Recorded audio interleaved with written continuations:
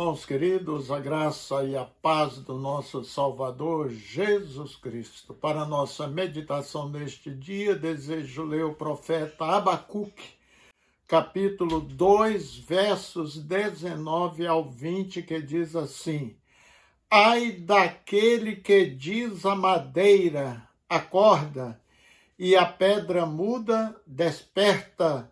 Pode o ídolo ensinar? Eis que está coberto de ouro e de prata, mas no seu interior não há fôlego nenhum. O Senhor, porém, está no seu santo templo. Cale-se diante dele toda a terra. O ai daquele que o profeta Abacuque diz, expresso aqui na palavra de Deus, irmãos, revela o pecado da idolatria e o quanto é abominável diante do Senhor tal atitude. Fugir da idolatria, nos exorta o apóstolo Paulo, pois ela não nos leva para próximo do Senhor, pelo contrário, para bem longe. Vamos ler. Portanto, meus amados, fugi da idolatria. Mas que digo? Que é o ídolo alguma coisa? Ou que o sacrificado ao ídolo é alguma coisa? Antes digo que as coisas que os gentios sacrificam, as sacrificam aos demônios e não a Deus. E não quero que sejais participantes com os demônios.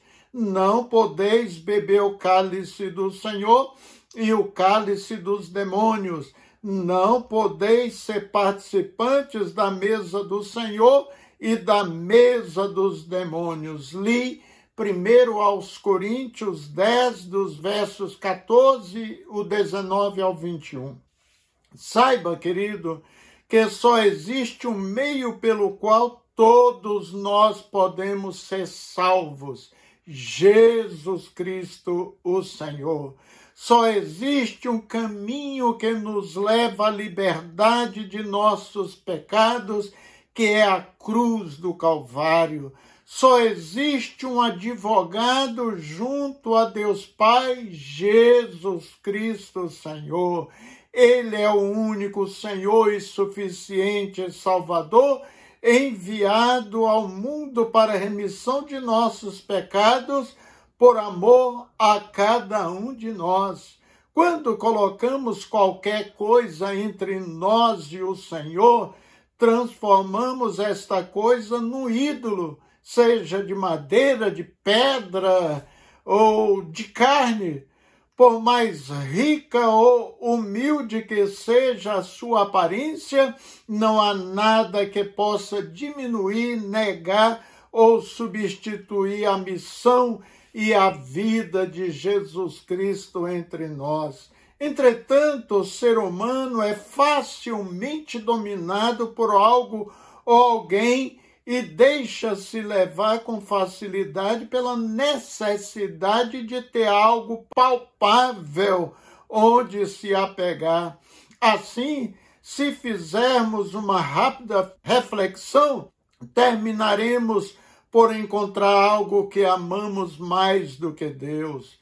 Uma pessoa, uma coisa, um bem ou até mesmo uma grande necessidade pode se tornar um ídolo em nossas vidas.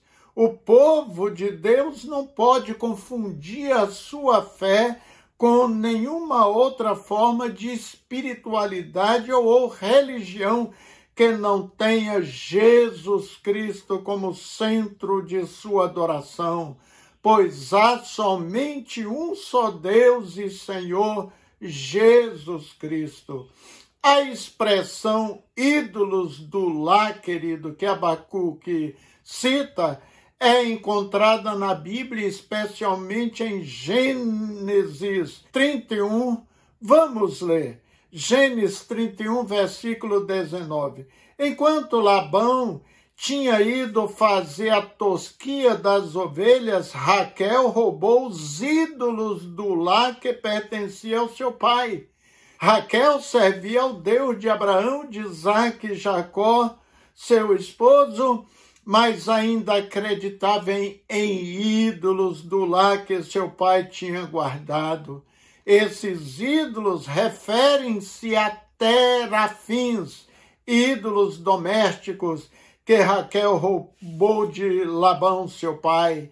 E a palavra terafim é de origem hebraica e o seu significado exato não é totalmente claro, embora algumas traduções ou intérpretes citam terafim como ídolos ou deuses domésticos.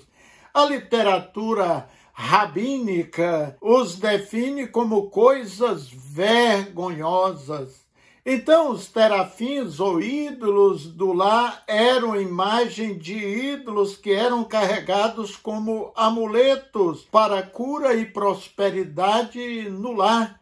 Este ídolo acompanhava as famílias por gerações e representava as terras da família como um protetor espiritual.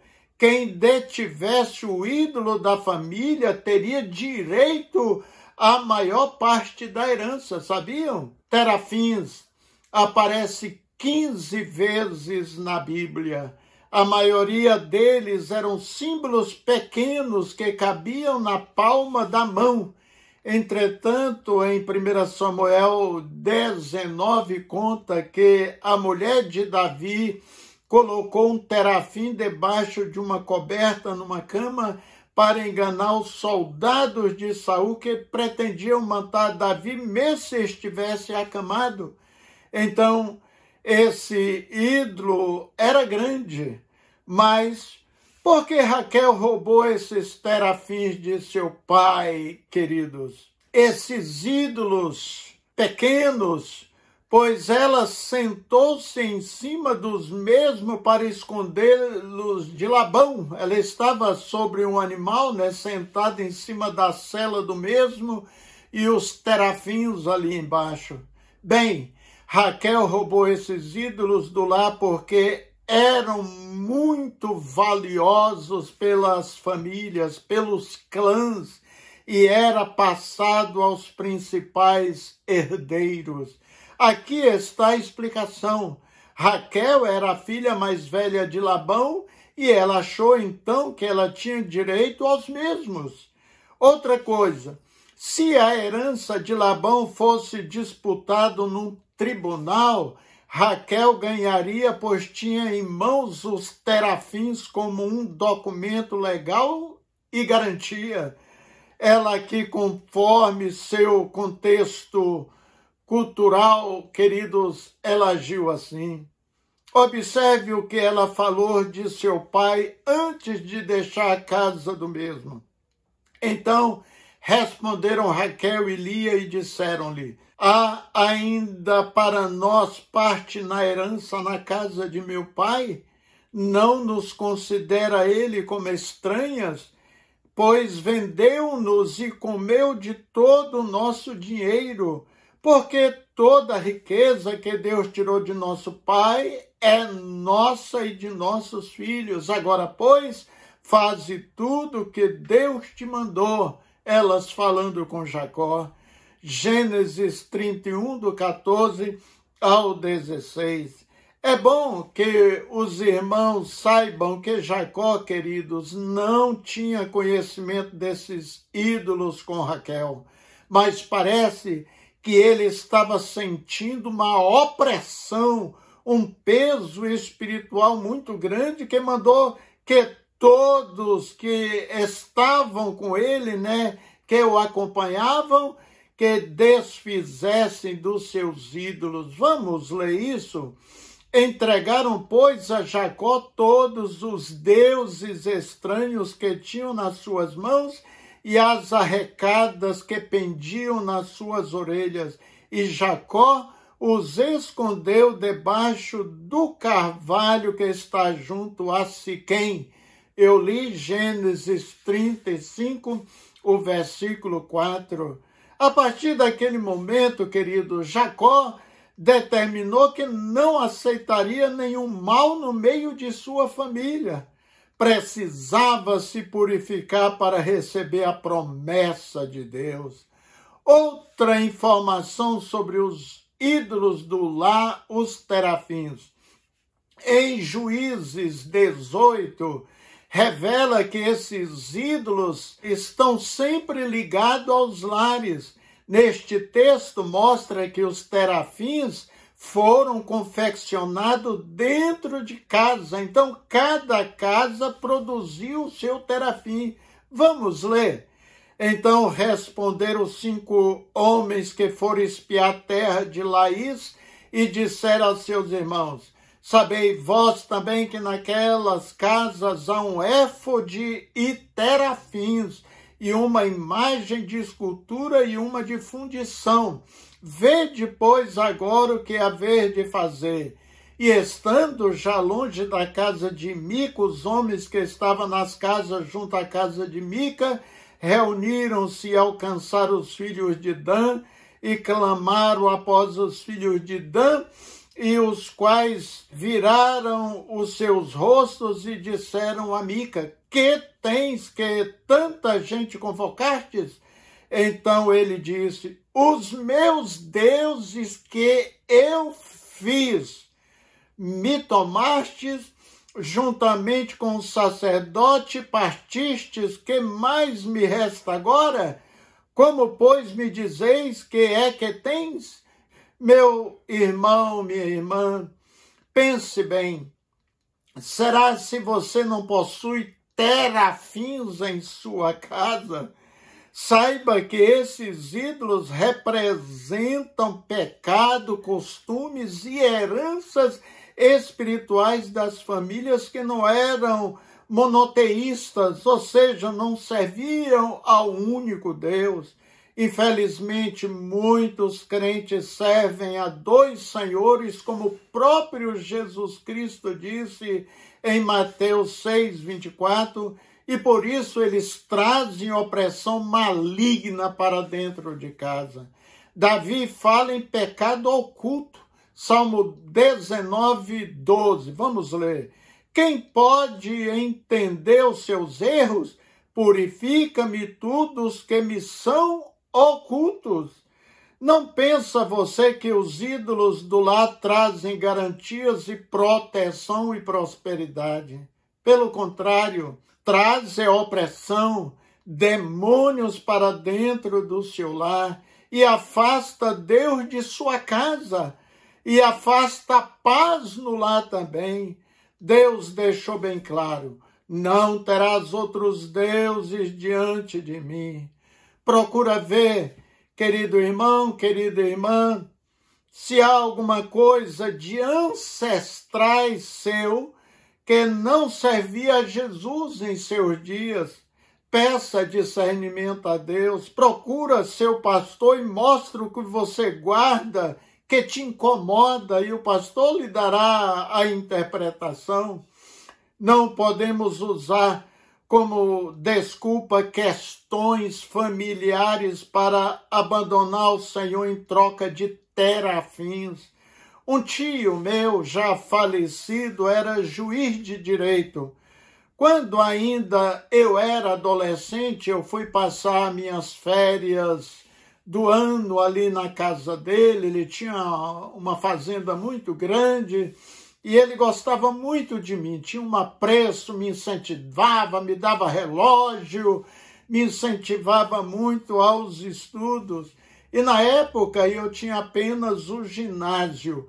E ele me falou: olha, meu sobrinho, se você se formar no curso de Direito, eu vou te dar este anel de advogado para você. Eu já sou juiz, eu não preciso dele. Era um anel grosso, de ouro puro, com uma pedra preciosa. Devia valer muito, pois foi feito nos anos 50 ainda. Ele morreu antes de eu me formar e eu me tornei advogado, mas nunca fui procurar entre os seus herdeiros o tal presente. Ele era maçom, não era crente em Cristo Jesus. E outra coisa, eu nunca gostei de nada no meu braço, não gosto de relógio, na minha mão apenas aliança de casamento. Muito justifica seus ídolos no lar, dizendo que possuem, mas não os adoram. É coisa dos meus avós, dos meus pais, eu guardo apenas como lembrança. O apóstolo Paulo disse em 1 Coríntios 10, 14, portanto, meus amados, fugi da idolatria. E o profeta Samuel escreveu que Deus abomina a idolatria, 1 Samuel 15, 22. Se você é um novo convertido, saiba, meu irmão, você não precisa mais dos terafins, dos ídolos que estão em sua casa, nem dos quadros com santos ou imagem do Papa, de outros santos do passado. Porque digo isso a você? Porque a Bíblia ensina, pois há um só Deus e um só mediador entre Deus e os homens, o homem Jesus Cristo, o qual se entregou a si mesmo como resgate por todos. 1 Timóteo 2, do 5 ao 6. Amém? Que Jesus Cristo seja o único Deus e Senhor de sua casa. Observe esse ensino de Jesus. Mas buscai primeiro o reino de Deus e a sua justiça, e todas as coisas vos serão acrescentadas. Palavra de Jesus em Mateus 6, 33. Vamos orar. Glorioso eterno Pai, obrigado por Jesus Cristo, teu Filho, que deu sua vida em nosso favor, para assim nos tornarmos filhos de Deus, aleluias, herdeiros da nova aliança em Cristo. Obrigado porque não precisamos de outro mediador entre nós e Deus Pai. Temos Jesus Cristo e queremos, Pai querido, nos manter leais, fiéis até a morte, seguindo com inteireza de coração os ensinos da tua imutável e gloriosa palavra. Em nome de Jesus Cristo. Amém. Queridos, fiquem na paz, na graça de Deus, que o Senhor abençoe ricamente o seu lar e até o nosso próximo encontro com a bênção de Deus.